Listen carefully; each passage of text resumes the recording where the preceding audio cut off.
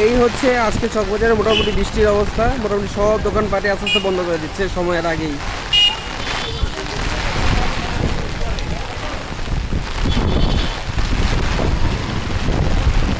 আর ছাতি ধরে রাখা খুব দুষ্কর হয়ে যাচ্ছে।